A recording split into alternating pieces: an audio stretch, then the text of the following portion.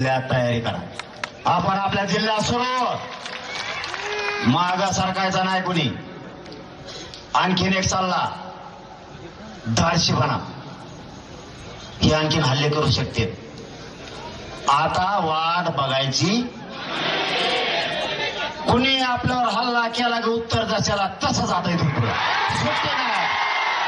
आता जशाला तसं, आता जशाला तसं. हे किती दिवस धरत्यात बघू, पकडी देत का नाहीत बघू.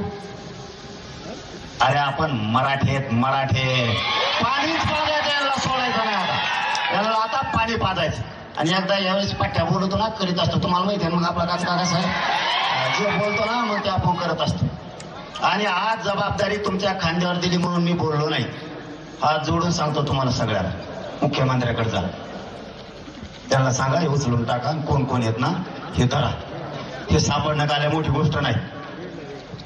एकही शब्द मुख्यमंत्र्याला बोलणार नाही जनतेसमोर सवाल नाही. जर नाही धरलं मी कचाकच घोड्याला घेऊन बरं का. तुमच्या पायावर हात लावून सांगतो, या लेकराचं तोंड नाही बघू शकत तुम्ही. तुमचा नेता आमचा दुश्मन नाही आणि विरोधी पक्ष हे काय सासरे नाहीत आमचे. आमचं लेकरू गेलं, आमच्या आईच्या कंपाळाचं कुंकू पुसलंय, त्या लेकराचं तोंड सुद्धा बघू वाटत नाही. कोणताही मराठ्याचा नेता, ओबीसीचा नेता जर मराठ्यांच्या बाजूने उठला तर मराठ्यांनी त्याची पाठराखण करून संरक्षण करून त्याच्या पाठीचे खंडर घालायचे. उपकार विसरायचे नाही.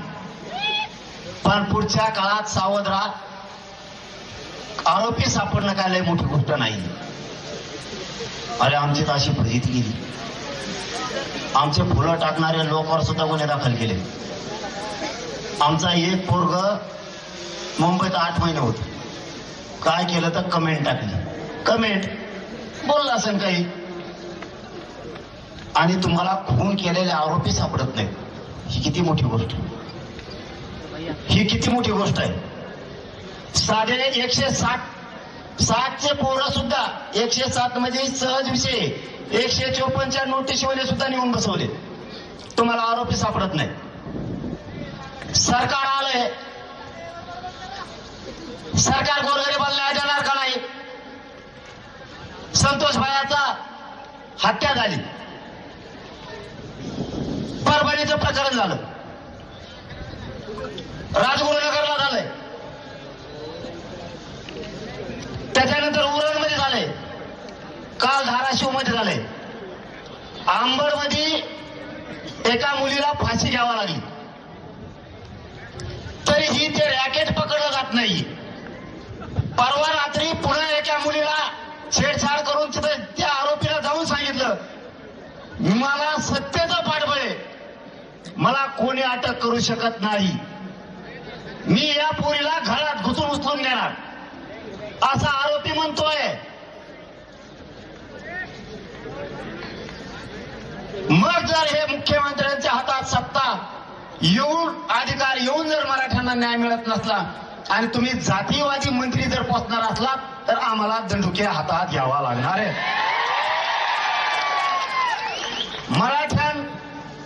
मराठ्यांना संपवायला निघाले जातीयवादी मंत्री जर तुम्ही सांभाळणार असलात आणि साधे साधे ते चिल्लर चिलट तुम्हाला धरता येत नाही तर मग अवघड आहे. मग आम्ही जर खवळलो, आम्हाला नाव ठेवू नका. आज या मोर्चाच्या निमित्तानं तुमच्या खांद्यावरती जबाबदारी.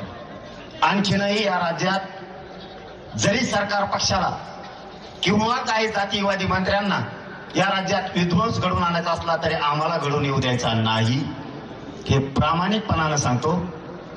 तुम्ही सगळ्यांनी जावं, त्या आरोपींना पकडायच्या बाबत मुख्यमंत्र्यांशी बोलावं आणि कुटुंबाला घरी येऊन सांगावं, आम्ही 2 दिवसात 3 दिवसात सगळे पकडणार आहेत.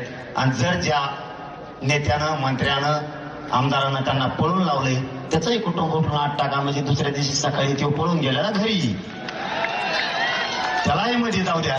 काय त्याची परवानगी, अटक करायची परवानगी फक्त राज्यपालाची तर लागते. विरोधी पक्षाला अटक करायचं असलं तर राज्यपालाची परवानगी लागते. एखाद्या मंत्र्याला अटक करायचं असलं तर राज्यपालाची परवानगी लागते. राज्यपाल तुमचाच आहे, त्या बिचाराला काही काम नाही, तेवढं काम तरी होईल. एका झटक्यात तुमचं बी आडायचं कमी होऊन जाईल. तुमचा लय झपका वेगळाच आहे बाबू. ते टीव्हीवर बघले का तुतारा झाली म्हणतात लोक. मग ते म्हणतात मी समाजाच्या बाजूच्या माणसाच्या बाजूला मी आणि समाज कायम राहणार. मग तो कोणी पण असो, तो कुठल्याही पक्षाचा असला तरी आम्ही त्याच्या बाजूला राहणार. माझी शेवटची विनंती आहे, संतोष भैयाला न्याय देण्यासाठी तातडीनं सगळ्याला उचलायचं सांगा, नसता हे राज्य बरलवून जाणार आहे. आणि कोणाचा बापाला 2 मंत्री नाही 50 बी केले ना, कसलीच सगळेदाराची आवाज आली तरी मनोज जरांगे घेत नसतं. पण येऊ दे. माझी सगळ्यांना विनंती आहे, आपण या संतोष भैयाला न्याय मिळेपर्यंत बीड जिल्ह्यातल्या एकाही जनतेनं मागं सरकायचं नाही. बघू आता त्यांच्यावरती जबाबदारी टाकली. मला आजच नाही झालं ते मुख्यमंत्र्यांच्या जवळचे दुसरे पवारसाहेब आमदार जवळच्या म्हणल्यावर मला वाटतं उद्या संध्याकाळपासून सगळ्याला टाकीत येईल 100% अशी आपण सगळी आशा व्यक्त करू. कारण आपल्या लेकरांना लेकीला न्याय मिळेल 100% आपण समाज विश्वास ठेवू. मुख्यमंत्र्याला म्हणा टाकाना राव कपा कपा उठणार तुमचं तरी काय नीट राव. तुम्हाला का डिझेल इथं आणायचंय का काय तिथं काय कणाकणा जायचंय ट्रक नी टप्पू भरगावा कोचा धरगावा कोचा द्यायचे टाकून सगळे गप्पा गप्पा जाऊन द्यायचे. मध्ये काय तरी नीट आहे. तुम्हाला काय राव काय आणायचं डिझेलवर पैसे लागत आहे देऊ का त्याला काय राव एवढा लोड घ्यायचा तुम्हाला. साप नका पोसू. साप येत बरे. मुख्यमंत्री साहेबाला सांगा हे साप आहेत. यांना किती दूध जर पाडलं ना हे वर टंगडी करून उठत आहेत. पोसू नका यांना. तुम्ही पोचलं आम्ही चरबी उतरणार आहेत. मग 100% चरबी उतरणार. आपण ज्याची चरबी उतरी म्हणलो ना त्याची उतरीत असतो. लय खतरनाक अवलाद आहे बघी. उतरणार म्हणजे उतरणार. आपण सगळेजण संतोष भाईच्या पाठीशी उभा राहू.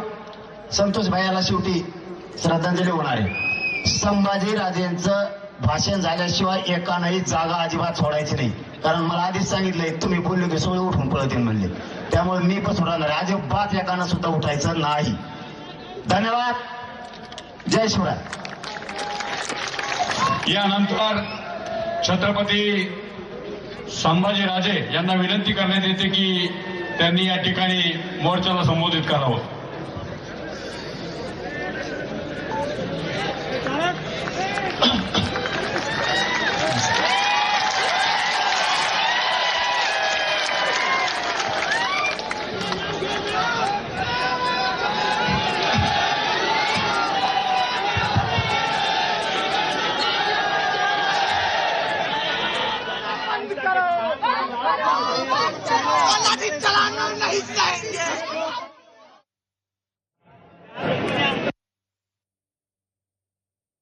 सगळे लोक